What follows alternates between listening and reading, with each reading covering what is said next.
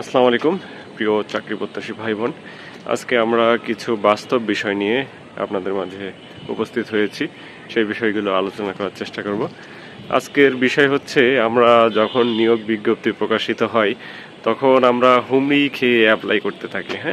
কোনো বিবেচনা না করে যে কোন পদের জন্য আমরা আবেদন করব, কোন পদ আমার জন্য যোগ্য বা আমি কি ওই পদের জন্য যোগ্য কিনা, এই বিষয়গুলো আসলে না ভেবেই আমরা আবেদন করি। যাই হোক, আলহামদুলিল্লাহ আবেদন করলাম আমরা সবাই, ঠিক আছে। কিন্তু এখন এই যে বিভিন্ন একটা নিয়োগ দেওয়ার পরই বিভিন্ন কোচিং সেন্টার বা বিভিন্ন প্ল্যাটফর্ম খুব সুন্দর করে বিজ্ঞাপন দেয়। আসলে অনেক ক্ষেত্রে এটা ইফেক্টিভ হয়, আবার অনেক ক্ষেত্রে ইফেক্টিভ হয় না। কারণ হচ্ছে কি, আমরা এই সুন্দর প্রলোভন দেখে অনেক সময় এই কোর্সগুলো কিনি, কোর্সগুলো করি, কিন্তু আমরা কোর্সগুলো করার পরে সেটাকে আর চর্চা করি না।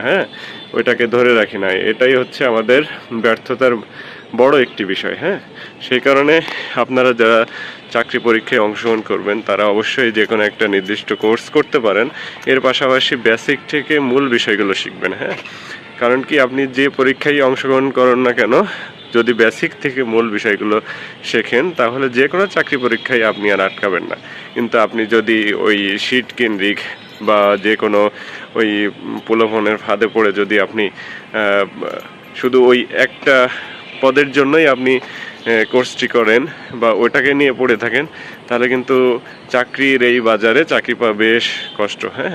এই কারণে আপনাকে সামগ্রিকভাবে সব ধরনের প্রস্তুতি আপনাকে নিতে হবে। আপনাকে এমসিকিউর প্রস্তুতির পাশাপাশি লিখিত প্রস্তুতি নিতে হবে। লিখিত প্রস্তুতি তখনই সম্পন্ন হয় যখন আপনি যে কোনো একটা টপিক বিস্তারিত জেনে পড়েন। ধরুন কারকের বিষয়, যে বিগত সালের যে প্রশ্নগুলো আসছে সেগুলো আপনি শুধু মুখস্থ করে গেলেন, কিন্তু সেটা কর্তৃকারক বা করণকারক কী কারণে হলো, কোন বিভক্তি কেন হচ্ছে, এই ডিটেলসগুলো যদি আপনি না জানেন তাহলে কিন্তু আপনি বিভিন্ন লিখিত পরীক্ষা সহ বিভিন্ন পরীক্ষায় ধরা খাবেন। বিশেষ করে এমসিকিউতেও আপনার যদি মুখস্থ বিদ্যার বেশি থাকে তা সেখানেও ধরা খাবেন। এই কারণে যে কোনো বিষয় বারবার আমি বলি যে বেসিক সহকারে পড়বেন। বাংলা, ইংরেজি, অঙ্ক, গণিত সব কিছুই বেসিক সহকারে পড়ার চেষ্টা করবেন। আর কখনো ধৈর্য হারা হবেন না। আপনারা নিয়মিত পড়াশোনার পাশাপাশি সৃষ্টিকর্তার রহমতের জন্য নিজ নিজ ধর্ম পালন করুন, আর বাপ মার সেবা যত্ন করুন, আর ধৈর্য ধরে লেগে থাকুন। এই ছিল ছোট্ট করে আজকের পরামর্শমূলক ভিডিও। সকলে ভালো থাকবেন, সুস্থ থাকবেন। আল্লাহ হাফেজ।